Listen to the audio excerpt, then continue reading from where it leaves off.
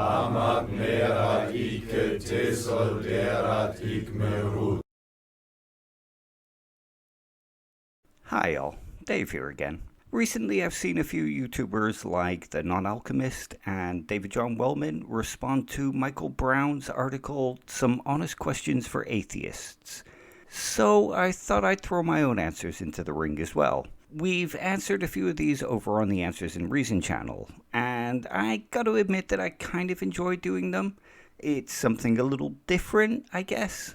Plus, as I'm looking to expand the content on my own channel, these kind of things seem as good a place to start as any for getting some content out there. In the introduction to the questions, Brown states that he isn't asking these questions in order to be antagonistic and is asking them in a spirit of honesty. I don't really know very much about Brown, so I'm not really in a position to judge these claims. However, I'll proceed with the principle of charity and accept his claims. So, without any further ado, let's head to the questions part of his Honest Questions for Atheists. So, this question starts in a pretty problematic way. From what I can see, it's based on a false dichotomy. I mean, why must it necessarily be one or the other? Why could it not be a combination of both? Experience also seems to be a little ambiguous here. In the description of the question, Brown refers to anti-faith experience. But what about simply our experience of the world itself? Our experiences of the world and our interpretation of it could also contribute to our atheism. For example, something like the problem of evil, we look around and see all the suffering going on and wonder why a perfectly loving God does nothing about it. So that could contribute to somebody's atheism and be experience. Most of the sub-questions seem to be directed towards people who used to follow a religion but have become atheists. And as such, most of them don't really apply to me. It's only really the final question in this set that applies to me. I am what many atheists in the atheist community these days seem to be calling cradle atheists. I was raised without belief in God. The question itself seems a little oddly framed here, at least to me, as if the only reason you would continue to be an atheist is because you have never found a good reason to question it. Another way the question could be framed is, were you raised without belief in God, and you've never found a good reason to doubt it? This reframing of the question better describes my own atheism. One of the reasons I think this reframing better describes my own atheism is because when you grow up atheist in a society that is predominantly religious, you will come across people that question you, not only as a child, but as a teen and as an adult. You will often be asked to defend your belief by those that are religious. There are those that simply accept you as you are, of course. But many will question you and try to convince you that God exists. So you're often given reason to question what you believe and to defend what you believe, which is why I think reframing the question is a more apt description. It's not my lack of questioning that makes me remain an atheist, but rather the lack of compelling answers that makes me remain an atheist. Which leads us back to the main question. It's both experience and study that keeps me an atheist.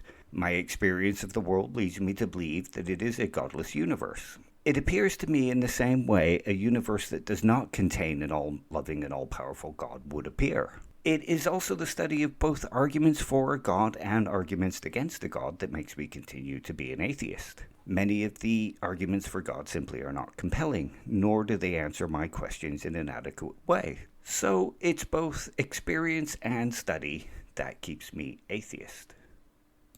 Okay, so this question should be a much shorter answer than the last one. There's really two questions to be answered here. Do you have purpose, and do you have destiny? Purpose and destiny are not necessarily things that must go together, as far as I can see anyway. So I'll answer the question about destiny first. And to the question of whether I have a destiny, to that I would answer that no, I don't have a destiny in the sense of some planned outcome for my life by some designer of the future. I do not believe I have been put here for a reason or that I have a mission to accomplish. If I have been put here for a reason, and I have a mission to accomplish, then both have been hidden from me to such a degree where I do not have access to either, so it may as well not be there. It could be argued that there are things that are destined based on who I was born to, where I was born, where I grew up, my access to education, social norms, and those kind of things. However, those things are not equivalent to the idea of destiny being mentioned here. So the other question to be answered here is whether I have purpose. And to this I'd reply, sure, I have purpose. I have purpose as a son, a brother, a partner to an amazing woman, a neighbor, a citizen, and many other social identities. There's also the purpose that I give myself based on who I want to be, what I want to achieve, the changes I'd like to see in society, and much more. And I would argue that this applies to all people, including the Christian or the Muslim. What is different between us is where we draw our purpose from. For the Christian or the Muslim, they draw their purpose from the theology that they happen to follow, whether being drawn to it or having grown up in it. I most definitely would not say that I am 100% sure that there is no such being as God, especially in the minimal sense described here. I do have a pretty high degree of certainty and confidence in the idea that there is no such being as God, even in the minimal sense described here though, with that degree of certainty and confidence rising with specific gods. The reason I do not hold it with 100% certainty is because I try to practice a sense of epistemic humility and, do my best to have a skeptical disposition, even to my own ideas. There may be some argument or some piece of evidence that I could come across in the future that I am currently missing, or that I have not experienced. I accept that I could be wrong, even though I feel it seems very unlikely at the moment. So, I'm not sure I would go as far as saying that science will provide all the answers. There could be mysteries about the universe that we will never figure out or understand, including the origin of life. However, I'd be quite happy in saying that science seems to be our best way to investigate and explain these things, and also that it is most probably a natural explanation. Our inability to explain it would not necessarily mean it is not a natural explanation, or that we necessarily need to posit a God to explain it. Of course, it could be a God that explains it, but us not being able to explain it naturally does not entail that a God necessarily is responsible. More work would need to be done to explain why it must necessarily be a God, including a coherent definition of God. If there's no coherent definition of God, then it seems that it explains no more than us not understanding how nature works in those examples. I most certainly have questioned my atheism, if by question my atheism you mean look into various arguments for the existence of God. Not only have I questioned my atheism, but I have also had my atheism questioned. I mean, if you just consider the population ratio of believers to non-believers and the evangelical nature of something like Christianity or even something like Islam, you'll see that it's pretty likely that you're going to come across some people that question your atheism. I mean, consider the number of these kinds of questions for atheist videos and blog posts that exist. And as an example, when streaming on the Answers and Reason channel, we have had Christians and Muslims come into the live chat to demand that we debate them on the existence of God. And this is even when the streams have been completely unrelated to atheism or theism. So even if an atheist may not question their own atheism, they will most certainly have their atheism questioned many times by believers. I generally lean towards a naturalist, physicalist, materialist stance. I mean, I don't consider all things to be physical or material, of course. There are many things that I think are conceptual, which would make them immaterial or non-physical. But I do think that these things are generated by physical facts. I don't necessarily lean towards the idea that consciousness is an illusion. My experience of the world certainly leads me to believe that consciousness is a thing, but I believe it is the result of physical processes in the brain. While mind and brain might not be identical as such, I certainly believe that mental states are the result of brain states, even if I do not fully understand or can fully explain it. A monist, physicalist approach explains the data, at least to me, in a much better way than a substance dualist approach does. This is a question that often follows from these kind of lists, unfortunately.